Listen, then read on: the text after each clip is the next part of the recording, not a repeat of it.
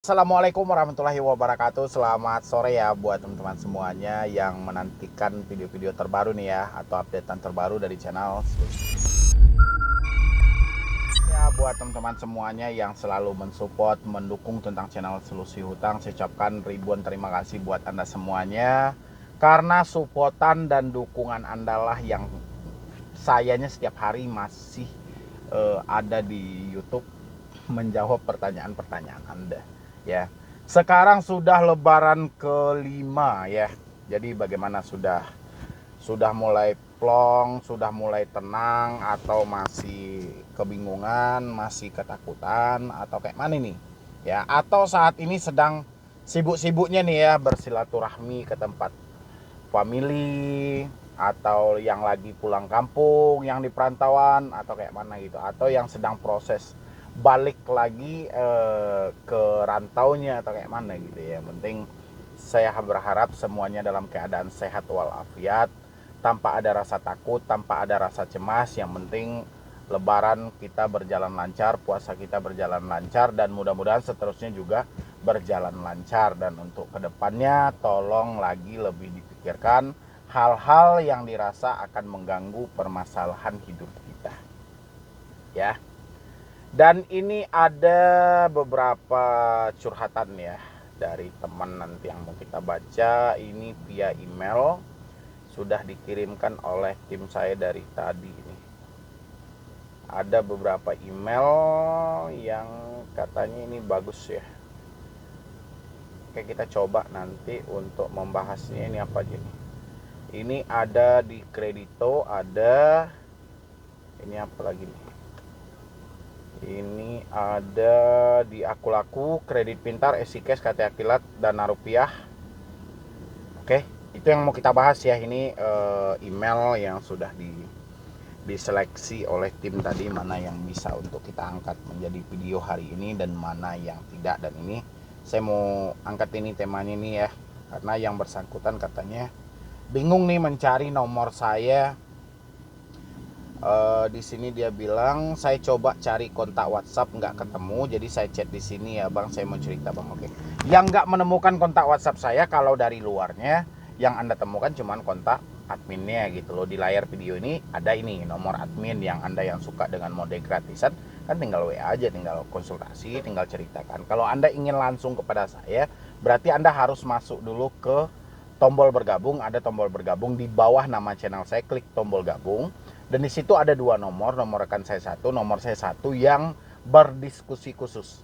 Ya, Anda ambil di situ, itu adalah nomor pribadi saya, dan Anda boleh telepon, silahkan, terserah ya. Yang penting saya selalu standby. Kalau misalnya saya lama balas, Anda tunggu aja nanti ya. Kalau yang mau nomor pribadi saya, yang belum mensupport chat ya, sayang banget. OJK tidak PK dalam hal ini. OJK saya akan tidak mau tahu dalam hal ini. Jadi apapun rintihan masyarakat, OJK no problem gitu loh. Ya, walaupun OJK telah menitipkan permasalahan pinjol ini kepada Asosiasi Fintech Pendanaan Indonesia, hasilnya juga nihil. Hasilnya juga sama. Ya, selama ini pinjol yang telah terdaftar itu merajalela di masyarakat. Solusi apa yang diberikan oleh HFPI? Enggak ada. Ya. Solusi apa yang disuruh HFPI terhadap masyarakat kepada si krediturnya? Enggak ada. Ya. Dan hal ini sudah banyak banget yang terjadi, penyalahgunaan data. Ada si debitur yang jujur, ada si debitur yang baik, malah data mereka dimanfaatkan. Ada yang dipergunakan untuk meminjam di aplikasi lain, ada yang dipergunakan untuk pokoknya hal-hal yang aneh-aneh. Berarti keamanan dan penjaminan data dari masyarakat ini belum ada gitu loh. Harusnya ini sudah menjadi urusan publik. Ya, harusnya sudah menjadi urusan elit-elit pemerintah gitu loh. Ya, kalau udah posisinya seperti ini, siapa yang mau disalahkan? Si masyarakat juga nggak mau dong dia membayar hutang yang bukan hutang dia. Dia merasa telah menyelesaikan permasalahan dia, telah menyelesaikan kewajiban dia, tapi tiba-tiba ada tagihan yang mengatasnamakan mereka dengan nominal yang cukup fantastis gitu loh. Ya. Dan yang jadi pertanyaan saya, pengaduan-pengaduan yang seperti ini pasti banyak nih di AFPI, banyak di Otoritas Jasa Keuangan, banyak. Kemana dua lembaga ini? Kemana dua instansi ini gitu? Ya, AFPI yang dibentuk oleh OJK, OJK yang dibentuk oleh pemerintah untuk kiblat di semua perbankan baik bank maupun non bank yang ada di Indonesia. Ya. Di posisi inilah kita melihat sebenarnya fungsi-fungsi dari lembaga itu seakan tidak ada gunanya gitu loh. Mereka tidak ada fungsinya sama sekali. Jadi dibentuk itu hanyalah sebatas formalitas saja. Kemana kiblat semua ini? Ya di sini. Di mana daftarnya? Ya di sini. Jadi mereka itu bukan menangani suatu permasalahan yang terjadi akibat izin-izin yang mereka keluarkan, tapi mereka hanya mengumpulkan beberapa data untuk sebuah kelayakan. Ya itu aja gitu loh. Ya, jadi mereka nggak peduli permasalahan apa yang terjadi.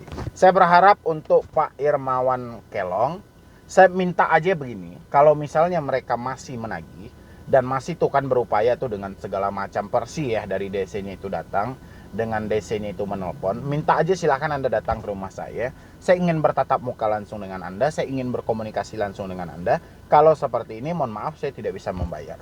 Ya. Jadi ketika kita sudah berhadapan dengan orangnya, minta datanya yang valid, habis itu Anda nanti bisa bikin laporan ke pihak kepolisian gitu loh. Yang penting jangan dibayar dan jangan takut, minta mereka untuk datang ke rumah. Kalau dirasa memang permasalahan Anda telah selesai. Ya. Itu untuk Pak Irmawan Kelong. Dan ada lagi di sini dari siapa ini? Novita Kurnia Dewi. Ya, oh enggak, ini kalau soal apa nih, kemarin tentang pinjaman mode baru tetapi menipu, saya harus hubungi abang kemana? Oke, jadi dia harus menceritakan dulu. Ini kita next untuk Alvina Tresna Dewi ya. Mohon banget solusinya bang, tolong dibalas. Oke, saya balas ya. Selamat pagi bang, mohon maaf mengganggu pagi-pagi. Saya coba cari kontak WhatsApp nggak ketemu, jadi saya chat di sini ya bang. Saya mau cerita bang, yang tidak menemukan kontak WhatsApp saya, mungkin Anda tidak mengklik tombol gabung yang ada di bawah nama channel. Kalau ada pasti Anda nemuin. Saya lagi kelilit pinjol, aku laku, kredit pintar, EasyCash, KTA Kilat, Dana Rupiah.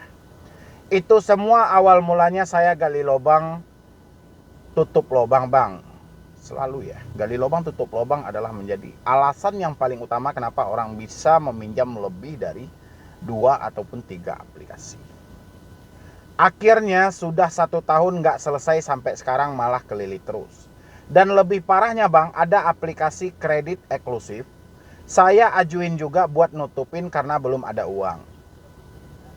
Saya nggak paham, tiba-tiba klik setelah aktifin data. Di dalam aplikasi itu ada aplikasi lagi bang. Dana tersebut cair di 3 aplikasi yang ada di dalamnya. Aplikasi kredit eksklusif, dana langsung cair dalam waktu tempo 7 hari. Saya harus bayar dengan 1,8 kali 3 APK sama dengan 5,4. Hari ini temponya sudah 3 hari lalu sampai sekarang saya di WA diancam, dikatain, sampai dibilang sebar data dan datang.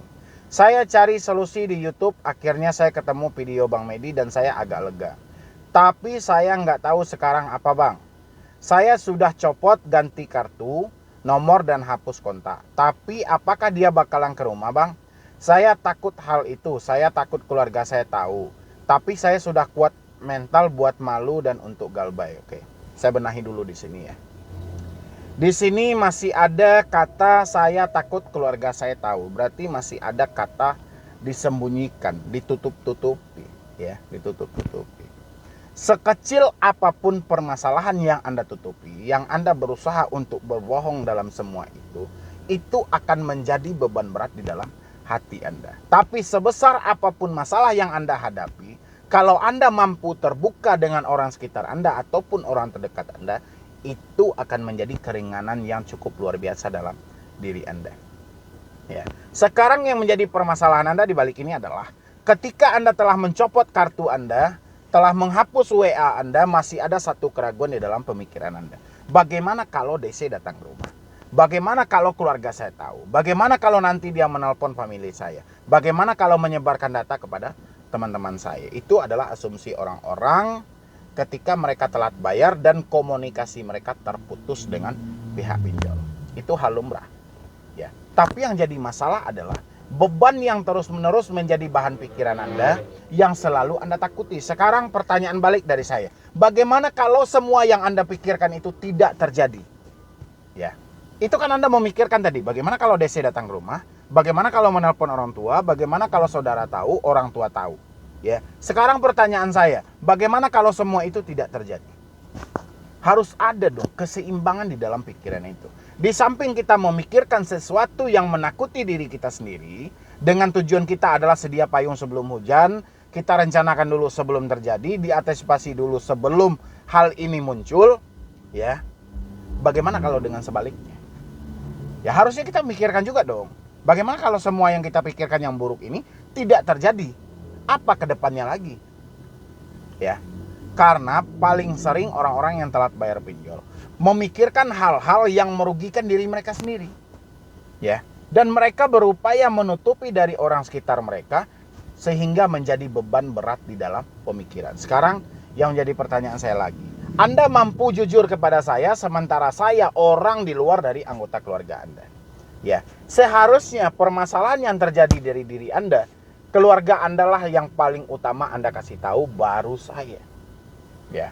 Walaupun saya memberikan solusinya, saya memberikan edukasinya, tapi keringanan perasaan dari segi batin Anda adalah keluarga dan orang sekitar Anda. Ya. Kalau saya memberikan ketenangan dari lahirnya, bukan dari batinnya. Dari batinnya mereka lah yang mensupport yang paling terdekat dengan diri Anda. Jadi saya harap cobalah untuk jujur, cobalah untuk terbuka. Kalau hari ini Anda menyampaikan ketidakmampuan Anda karena gali lubang tutup lubang, itu halum. Itu selalu seperti itu. Ketika ada orang yang telat bayar, mereka berupayalah memberikan peluang-peluang di balik semua itu. Ya. Kenyataannya yang tidak berubah dari pinjol sampai detik ini adalah satu kali kita mengajukan di pinjol legal, ya, nanti ratusan link sampah pinjol ilegal masih masuk ke smartphone kita. Berarti masih ada keterhubungan antara pinjol legal dan ilegal. Belum terputus sampai di sini. Walaupun aturan dan demi aturan telah banyak dibentuk oleh otoritas jasa keuangan, tapi tidak mengurangi pembagian data antara pinjol legal ke pinjol ilegal. Ya, masih hampir sama, masih banyak orang-orang yang mengajukan pinjol legal cair, tapi mereka dipromosikan link-link sampah pinjol ilegal, baik itu berupa WA, melalui SMS, bahkan melalui telepon. Berarti kerjasama ini masih berlanjut sampai detik ini, dan OJK seakan-akan tidak tahu. Ya,